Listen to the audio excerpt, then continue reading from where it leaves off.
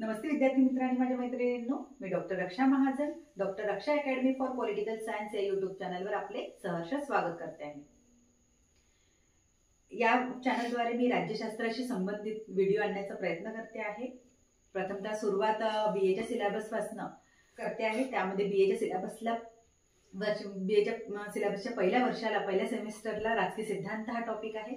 त्यामुळे राजकीय सिद्धांत या विषयावर आपण प्रथमतः चर्चा करणार आहोत। राजकीय सिद्धांत हा थोडासा सैद्धांतिक विषय आहे, विद्यार्थ्यांना थोडासा क्लिष्ट आणि कठीण वाटतो, त्यामुळेच तो साध्या आणि सहज विद्यार्थ्यांना समजेल अशा सोप्या भाषेमध्ये आपल्यासाठी घेऊन येते आहे। राजकीय सिद्धांत समजून घेण्यापूर्वी आपण आधी राज्यशास्त्र, राजकीय व्यवस्था, शासन व्यवस्था या बाबी थोडक्यात समजून घेऊ। राज्यशास्त्र म्हणजे काय? त्यामध्ये राज्य आणि शास्त्र या दोन शब्द अंतर्भूत आहेत। राज्य म्हणजे अशी गोष्ट ज्याच्यामध्ये चार घटक अंतर्भूत असतात। त्यामध्ये एक लोकसमूह, दुसरा निश्चित त्यांच्यासाठी राहणा भूप्रदेश, त्यानंतर त्यांची स्वतःची अशी शासन व्यवस्था आणि चौथा आहे सार्वभौम, म्हणजे ती शासन व्यवस्था ही सार्वभौम असणे, निरंकुश असणे, तिच्यावर कोणाचाही अंकुश नसते, ती त्या समूहासाठी निर्णय घेण्यासाठी पूर्णपणे स्वतंत्र असणे म्हणजेच सार्वभौम असणे होय। असे हे चार घटक मिळून राज्याची संकल्पना निर्माण होते किंवा राज्य हे निर्माण होत असतात। यातले एखादे घटक जरी नसेल तर त्या घटकाला किंवा त्या देशाला राज्य म्हणता येणार नाही किंवा देश म्हणता येणार नाही। जसं उदाहरण देऊन सांगायचं झालं तर आपला भारत देश हा स्वातंत्र्यापूर्वी देश नव्हता किंवा तो राज्य नव्हता, कारण त्याच्याजवळ लोकसंख्या होती, भूप्रदेशही होता, परंतु शासन व्यवस्था ही त्यांची स्वतःची नव्हती आणि ती शासन व्यवस्था ही सार्वभौम नव्हती। तिच्यावर सार्वभौमत्व हे ब्रिटिशांचे होते। आपले प्रतिनिधी जरी त्याच्यामध्ये असतील तरीही त्यांचे पूर्ण वर्चस्व हे ब्रिटिशांच्या हातात होते आणि ब्रिटिशच हे तिथे सार्वभौम होते। त्यामुळेच आपल्या भारत देशाला तेव्हा राज्य किंवा देश म्हटले जात नव्हते। ते देश किंवा राज्य कधी झाले तर भारताला जेव्हा स्वतंत्र झाला आणि भारताचे संविधान भारतासाठी लागू झाले तेव्हापासून भारत हा स्वतंत्र देश झाला आणि त्याला राज्य म्हणून संबोधल्या गेले। त्यामध्ये आपण ह्या दोन संकल्पना बघतो की राज्य ही संकल्पना आपण घटक राज्यासाठी पण वापरतो, परंतु ती राज्य ही जी संकल्पना आहे ती घटक राज्यांना लागू होत नाही, कारण घटक राज्याजवळ जरी त्यांची लोकसंख्या असेल, त्यांच्यासाठी निश्चित भूप्रदेश असेल, त्यांचे स्वतःचे शासन असेल, परंतु ते शासन सार्वभौम नसते। त्या शासनाच्या वरती केंद्र सरकारमध्ये जे काही शासन तयार होत असते, जी काही शासन व्यवस्था असते, त्या शासन व्यवस्था त्यांच्यावरती असते। तर शहरावर असलेले शासन व्यवस्थेने केलेले निर्णय हे घटक राज्यांनी केलेल्या निर्णयापेक्षा श्रेष्ठ समजल्या जातात आणि ते मान्य केल्या जाते, तेव्हा राज्यांनी केलेला कायदा हा नष्ट होतो। त्यामुळे आपण हे म्हणू शकू की राज्य सरकारे ही सार्वभौम नसतात, ती केंद्राच्या याच्याने कार्य करत असतात। त्यामुळेच भारतातील घटक राज्य हे काय नाही, राज्य नाही किंवा देश नाही। तसंच अमेरिकेच्या संविधानामध्ये त्यांनी भलेही वेगवेगळी घटक राज्य एकत्र येऊन त्यांनी राज्य स्थापन केलेली असेल, देश स्थापन केलेला असेल, प्रत्येक घटक राज्याचं नागरिकत्व वेगळं असेल, त्यांचं संविधान वेगळं असेल, त्यांची शासन व्यवस्था वेगळी असेल, तरीही ते स्वतंत्र देश नाही, कारण त्यांनी केलेले निर्णयावर कोणीतरी मोठं वर्चस्व असते, म्हणजे त्यांच्यावर कोणाचं तरी वर्चस्व असते, त्यांच्यापेक्षाही एक मोठ्या लेवलवर तिथे कोणीतरी असतं। त्यामुळे केंद्र सरकार हे त्यांच्यापेक्षा वरच्या लेवलवर असतं, त्यामुळे तिथे त्या संकल्पनेला घटक राज्य या संकल्पनेला राज्य म्हणता येणार नाही किंवा देश म्हणता येणार नाही। त्यानंतर आपण बघू शास्त्र म्हणजे काय।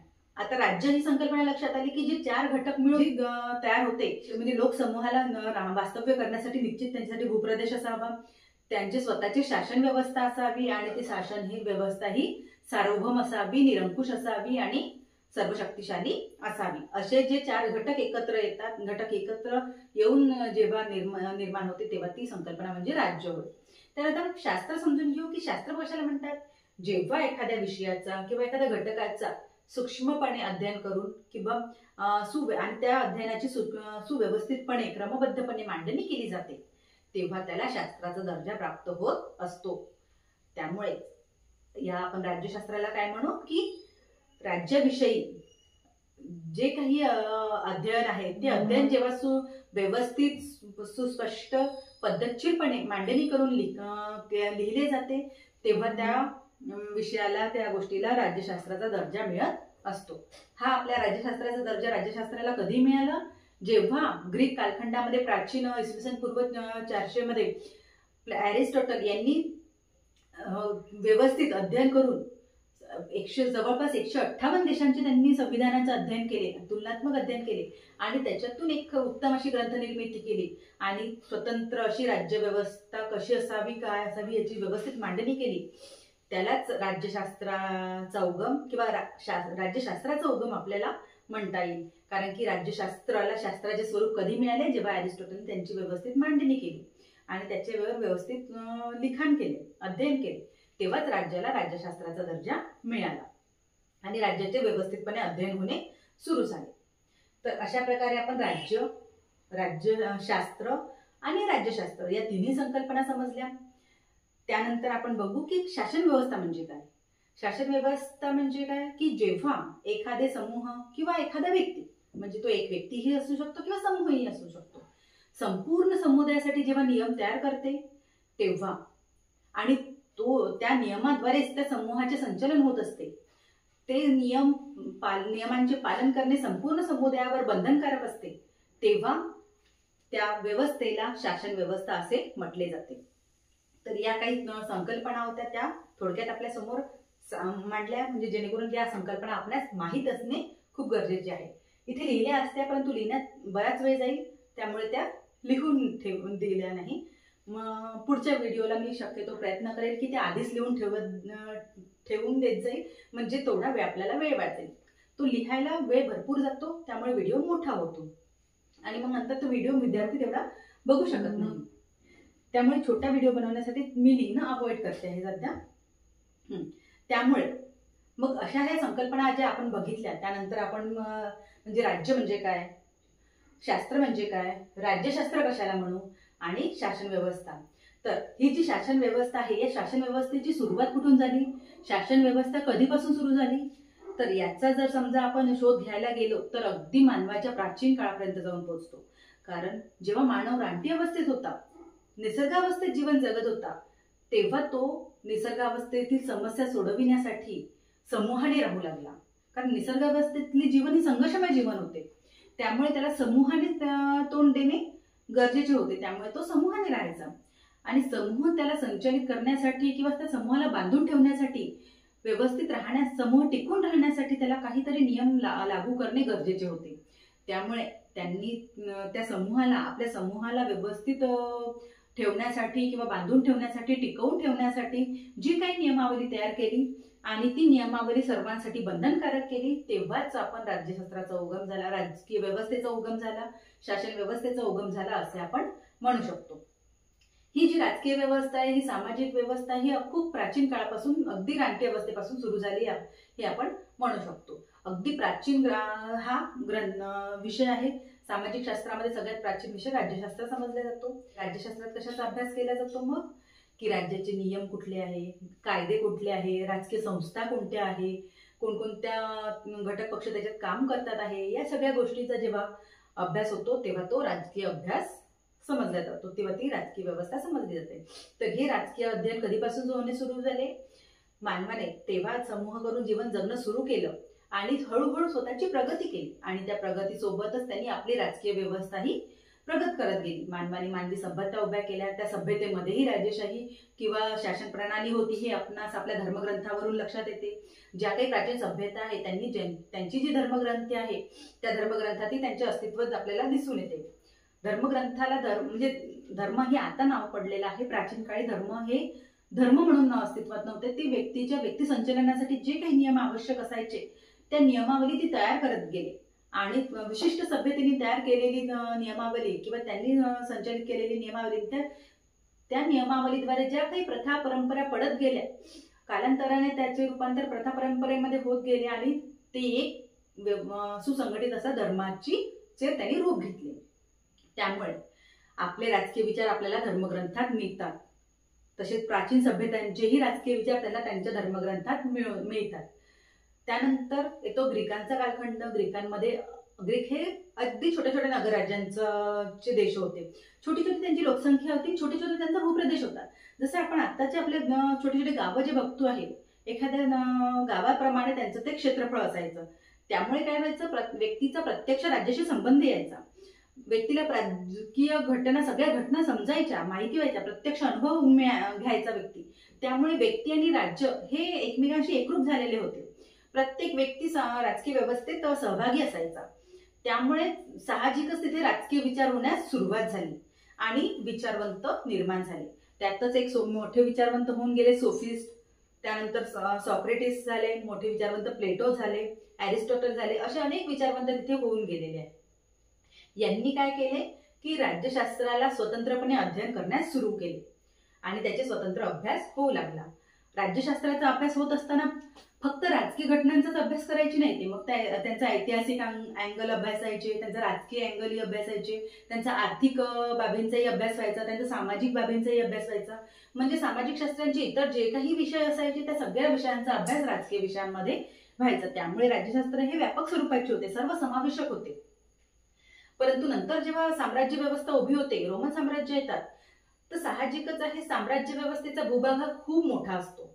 त्यामुळे काय होतं की साहजिक आहे, आणि साम्राज्य व्यवस्था ही राजेशाही व्यवस्था आहे. ग्रीक व्यवस्था ही प्रजातंत्रवादी होती, प्रजातंत्र व्यवस्था होती तिथे. त्यामुळे जनतेचा तिथे सहभाग असायचा. परंतु राजेशाही व्यवस्थेमध्ये जनतेचा सहभाग नसतो. राजकीय व्यवस्थेमध्ये असला तरी खूप अल्पशा प्रमाणात असतो.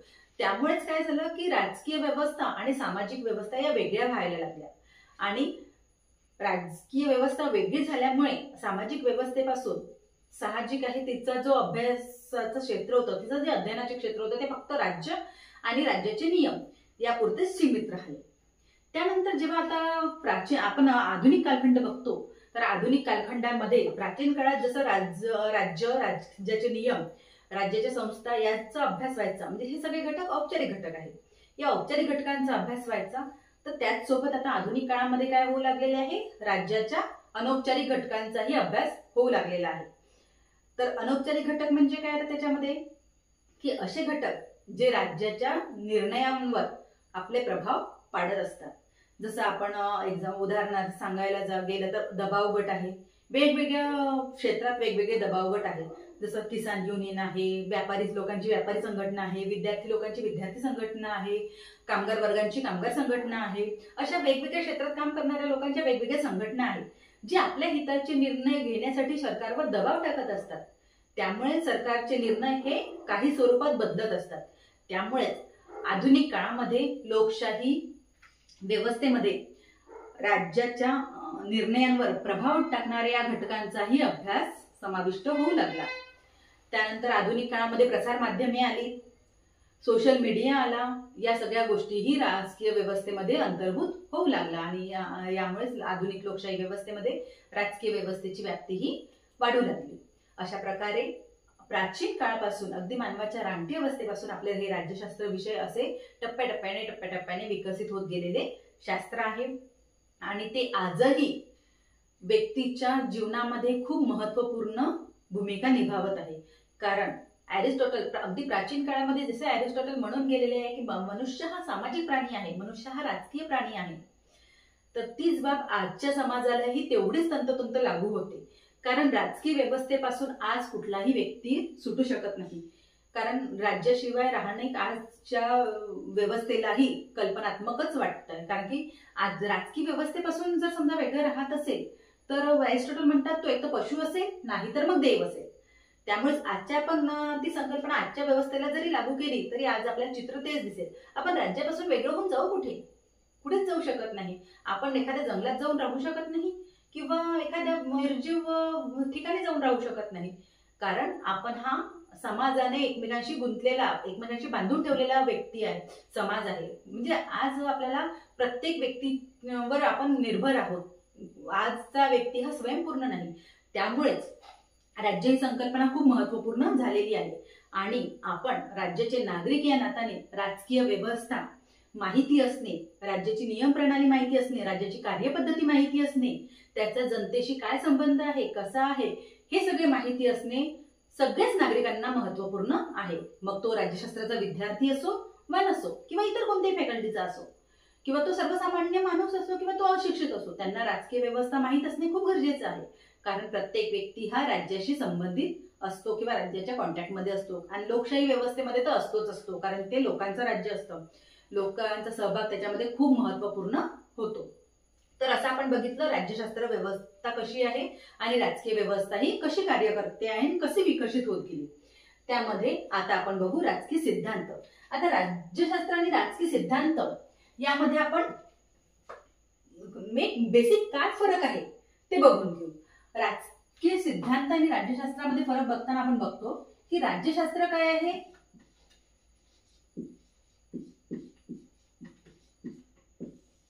राज्यशास्त्र म्हणजे राज्याच्या संस्था,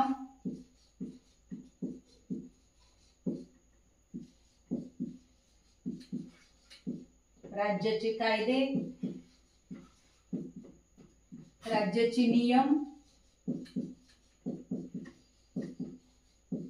या बाबींचा यामध्ये अभ्यास होतो आहे.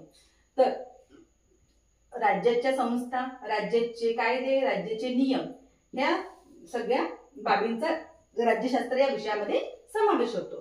तर राजकीय सिद्धांत काय म्हणतात? राजकीय सिद्धांत काय सांगतात की या सगळ्या गोष्टी कशा असाव्या.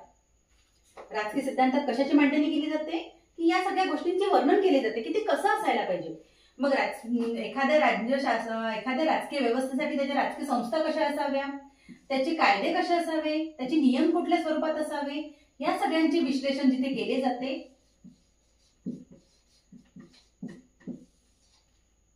कसे असावे याचे जिथे विश्लेषण होते त्याला राजकीय सिद्धांत असे म्हणतात. हा बेसिक फरक आहे राज्यशास्त्र आणि राजकीय सिद्धांतामध्ये. म्हणूनच राजकीय सिद्धांताला राज्यशास्त्राचा गाभा म्हटल्या जाते, कारण याच विश्लेषणाचा वापर करून, याच राजकीय सिद्धांताचा वापर करून राज्याच्या संस्था ठरविल्या जातात, राज्याची कायदे ठरविले जातात, राज्याचे नियम ठरविले जातात.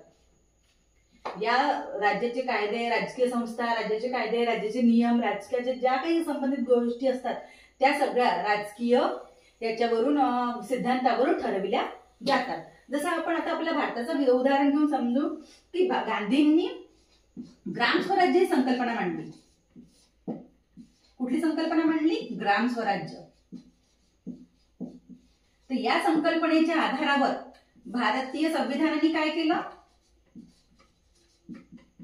भारतीय संविधानाने काय केलं की स्थानिक स्वराज्य संस्थेची निर्मिती केली.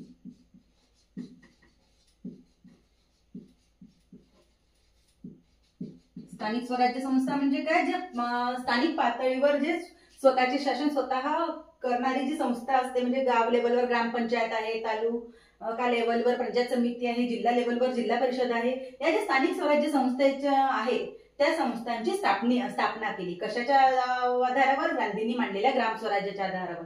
गांधींनी काय म्हटले की गाव हे स्वयंपूर्ण असावे, गावात गावाचे स्वतःचे राज्य असावे, गावावर वर कुठेतरी केंद्रात कायदा करून गावावर लागू होऊ नये, कारण गावाच्या समस्या गाव पातळीवर महत्वपूर्ण ठरतात. त्यामुळे गावात ज्या काही समस्या असतात त्या फक्त गाव पातळीवरच सोडविल्या जाव्या. त्यामुळे गावात हे गावातल्या लोकांचं शासन असावं, त्यामुळे गावावर तिथल्या स्थानिक लोकांनी शासन करावं. ही जी संकल्पना याच्यामध्ये मांडली ग्राम स्वराज्याची, तर त्यावरूनच भारतीय संविधानामध्ये स्थानिक स्वराज्य संस्था याची निर्मिती करण्यात आली. त्यामुळे लक्षात आलं की राजकीय सिद्धांत जेव्हा विचारवंत एखादे सिद्धांत मांडत असतात त्या सिद्धांताचा आधार घेऊन राजकीय संस्था आणि राजकीय त्याचे हे घटक ठरत असतात. अशा प्रकारे राज्य आणि राजकीय सिद्धांत याच्यामध्ये फरक आहे. आणि त्यानंतर आता बघू आपण की याचा शब्दशः अर्थ काय आहे. राजकीय सिद्धांत या गोष्टीचा शब्दशः अर्थ काय आहे. राजकीय सिद्धांतामध्ये दोन शब्द अंतर्भूत आहेत, राजकीय आणि सिद्धांत.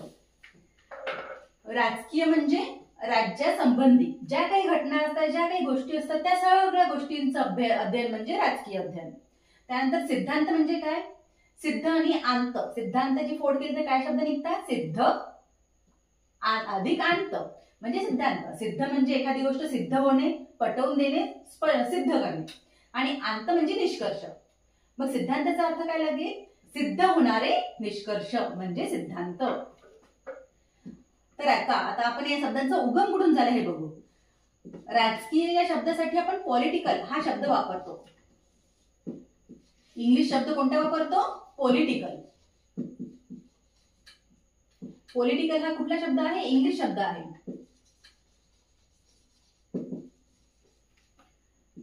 आणि हा पॉलिटिकल शब्द उगम कुठून पावला?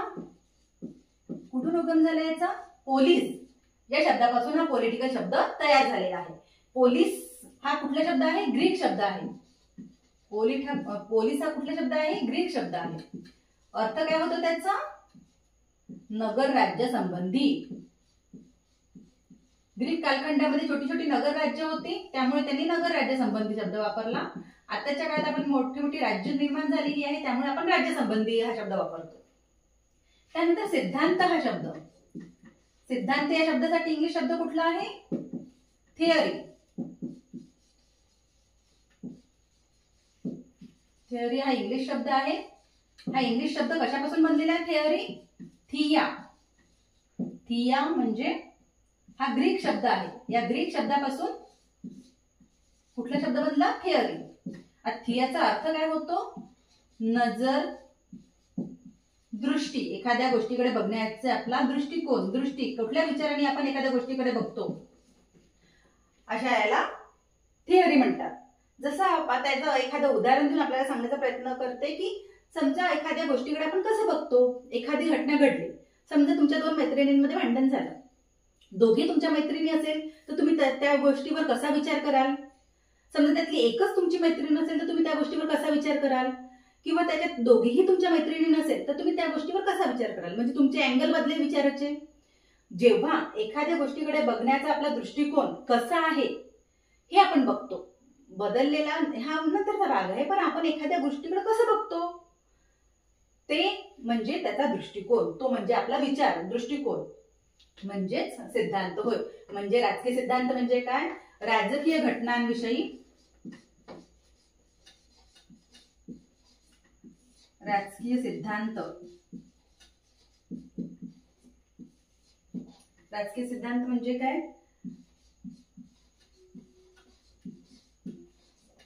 राजकीय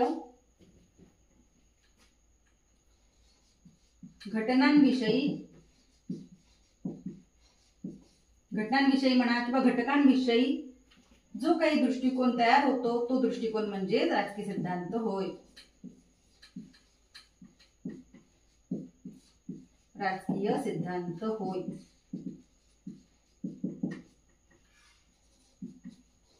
आणि लक्षात राजकीय सिद्धांत कशाला म्हणेल? आता राजकीय म्हणजे काय, सिद्धांत म्हणजे काय, ते शब्द कुठून निर्माण झाले आणि ते कसे उगम पावले. तर राजकीय सिद्धांत म्हणजे कशाला म्हणेल की ज्या काही राजकीय घटना घडतात, ज्या काही राजकीय समस्या असतात, ज्या काही राजकीय बाबींविषयी किंवा घटकांविषयी जो काही विचार मांडला जातो तो विचार म्हणजे राजकीय सिद्धांत होय. मग तो प्रत्येकाचा विचार हा वेगवेगळा असेल.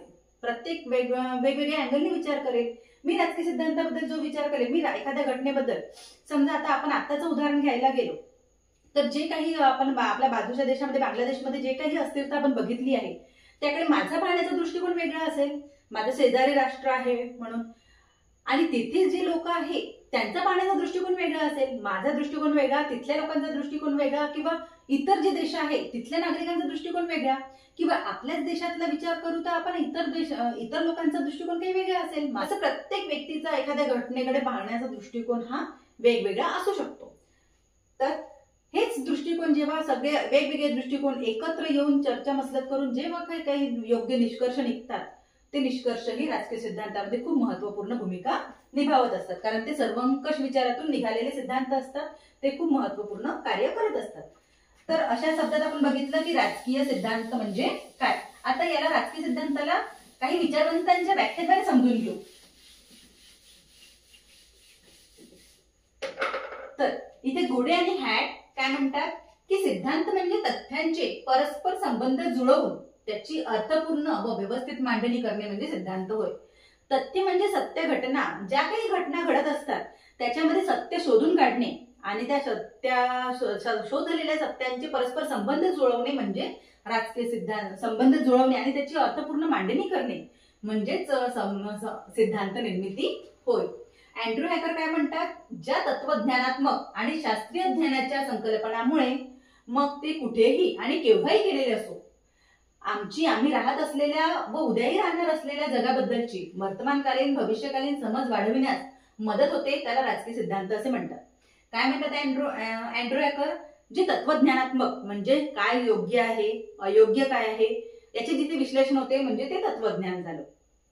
चांगल्या गोष्टी स्पष्ट करणे की या गोष्टी योग्य आहे या गोष्टी अयोग्य आहे हे जिथे सांगितले जाते ते तत्वज्ञान असतं. आणि शास्त्रीय मध्ये काय असतं की काय प्रॅक्टिकल घडते आहे, कुठल्या अँगलनी घडते आहे, त्याच्यामध्ये सत्यता काय आहे ही जेव्हा आपण पडताळून पाहतो तेव्हा ते शास्त्रीय दृष्टिकोन होतो. तर या दोन्ही दृष्टिकोनाचा विचार करून सत्य काय आहे आणि सत्य जे बघतोय आपण ते सत्य घटनेमध्ये काय चांगलं असायला पाहिजे होतं, काय वाईट घडलेलं आहे, ह्या सगळ्या दोन्ही दृष्टिकोनांना एकत्र करून जेव्हा अध्ययन होते मग ते अध्ययन कुठेही केले असो, मग आपल्या देशात झालेले असो, दुसऱ्या देशात झालेले असो किंवा आज झालेले असो, भूतकाळात झालेले असो, कधीही झालेले असो, ते समजा निष्कर्ष आपण राहत असलेल्या जगाची म्हणजे आज जिथे राहतोय त्या जगाची आपल्याला समज वाढवत असेल आणि भविष्यात आपण जिथे राहणार आहे त्या जगाची समज वाढवत असेल म्हणजे वर्तमानकालीन समज वाढवत असेल आणि भविष्यकालीनही समज वाढवत असेल, म्हणजे इन द सेन्स सांगायचं म्हणजे आज निर्माण होणाऱ्या समस्या बघून त्याचा समजा भविष्यकालीन आपण वेध घेऊ शकत असेल तर तो सिद्धांत म्हणजे राजकीय सिद्धांत होय.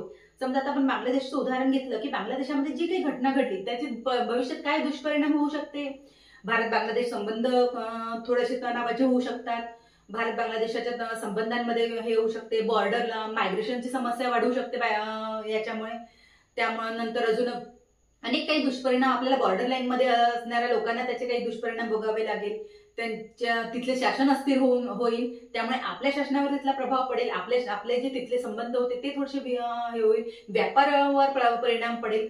हे असे काही दुर्गामी जे काही परिणाम घडतील त्या परिणामाचा जेव्हा आपण अंदाज घेऊ शकतो की हे झाल्यामुळे असं काही भविष्यात होऊ शकतं त्याला आपण अंदाज बांधणे म्हणजेच राजकीय सिद्धांत. असे जेव्हा राजकीय सिद्धांत निर्माण होत असतात की जे भविष्यकालीन अंदाज बांधून देऊ शकतात म्हणजे त्याच गोष्टीला राजकीय सिद्धांत असे म्हणतात.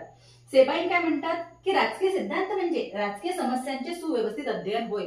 ज्या काही राजकीय समस्या घडत असतात त्या राजकीय समस्याचे सुव्यवस्थित अध्ययन करणे म्हणजेच राजकीय सिद्धांत होय. ब्ल्यूटेन काय म्हणतात, राजकारण काय आहे याचे स्पष्टीकरण, जगाची समज, राजकीय जगाची समज व संदर्भाची चौकट यालाच राजकीय सिद्धांत म्हणतात. म्हणजे राजकारण काय आहे, काय राजकारण होते, राजकारण कशाला म्हणतात की जेव्हा म्हणजे राज्यशास्त्र हे प्रॅक्टिकल थिअरी आहे तर राजकारण हे प्रॅक्टिकल आहे. म्हणजे जे काही आपण राज्यशास्त्रामध्ये अभ्यासतो ते प्रॅक्टिकल मध्ये कसं होतो आहे, नेता कसे ऍक्शन घेतात आहे, कुठले कायदे करतात आहे, कसं ते सगळं मॅनेज करतात आहे, हे जेव्हा आपण बघतो वास्तवामध्ये कसं होते आहे त्याला आपण राजकारण म्हणतो. तर राजकारण काय आहे याचे स्पष्टीकरण देणारे आणि राजकीय जगाची आपली समज वाढवणारे व त्या समजला आणि त्या विचारांना एक चौकट बांधून देणारे की तुम्ही या अँगलनी या गोष्टीचा विचार करू शकता अशी चौकट तयार करतात, त्याला राजकीय सिद्धांत असे म्हणतात. बेक काय म्हणतात की राजकीय सिद्धांत हे समाजाच्या राजकीय जीवनातील तात्काळ आणि संभाव्य समस्या ओळखून काय म्हणतात, हे राजकीय सिद्धांत कशाला म्हणतात की समाजाच्या ज्या काही राजकीय जीवनातील तात्काळ उद्भवलेल्या समस्या आहे किंवा संभाव्य समस्या म्हणजे भविष्यात काही संभाव्य समस्या उद्भवू शकतात अशा ओळखता येणे आणि ओळखून प्रगतीसाठी आपल्या संघर्षात म्हणजे मानवाने प्रगती करण्यासाठी जे काही शास्त्र मानवाची जे प्रगतीचे शास्त्र आहे या शास्त्रात खूप महत्वाचे शास्त्र म्हणजे राज्यशास्त्र होय. राज्यशास्त्र शब्दकोशामध्ये याची काय व्याख्या दिलेली आहे की राजकीय सिद्धांत राजकीय घटनांचे मूल्यमापन, स्पष्टीकरण आणि भविष्यवाणी करण्याचा विचार करणारी एक संस्था आहे. राजकीय सिद्धांत काय आहे की राजकीय घटनांचे मूल्यमापन करणे, त्याचे स्पष्टीकरण करणे आणि भविष्यवाणी करणे या संदर्भात एक ती संस्था आहे आणि जी संस्था राज्यशास्त्राचे उपक्षेत्र म्हणून ओळखली जाते. ती राजकीय कल्पना, मूल्य आणि संकल्पना आणि राजकीय वर्तनाच्या अंदाजाचे स्पष्टीकरण करते असे राज्यशास्त्र संबंधित आहे. म्हणजे राज्यशास्त्र शब्दकोशामध्ये ते असं मांडतात आहे की जे काही मूल्य आहे, राजकीय कल्पना आहे, संकल्पना आहे याविषयी वर्तनाचे जे अंदाज बांधले जातात तेच अंदाज म्हणजे राजकीय सिद्धांत होय. अशा प्रकारे अनेक विचारवंतांनी राज्यशास्त्राच्या अनेक व्याख्या दिलेल्या आहे, परिभाषा दिलेल्या आहे. या सगळ्यांचं एकंदरीत अध्ययन करून किंवा बघून एकंदरीत एक आपण आपल्या समजुतीने एक व्याख्या देण्याचा प्रयत्न केला तर आपण काय म्हणू की आपल्या सभोवताली ज्या काही घटना घडत असतात त्या राजकीय घटनांच्या जेव्हा सुव्यवस्थितपणे पद्धतशीरपणे मांडणी करून काही निष्कर्ष काढले जातात, त्याचे निरीक्षण करून विश्लेषण करून तथ्यांची निरीक्षण विश्लेषण करून त्याची व्यवस्थित मांडणी करून जे काही निष्कर्ष निघतात त्यांना आपण राजकीय सिद्धांत असे म्हणू. तर आपण आज राजकीय सिद्धांताचा अर्थ आणि त्याच्या परिभाषा बघितलेल्या आहे. येणाऱ्या व्हिडिओमध्ये आपण त्याचे स्वरूप बघू आणि स्वरूप, व्याप्ती, महत्व असे त्याचे वेगवेगळे व्हिडिओ मी घेऊन येईल. तर आजच्यासाठी आपण इथेच थांबतोय. भेटू उद्याच्या व्हिडिओमध्ये. धन्यवाद.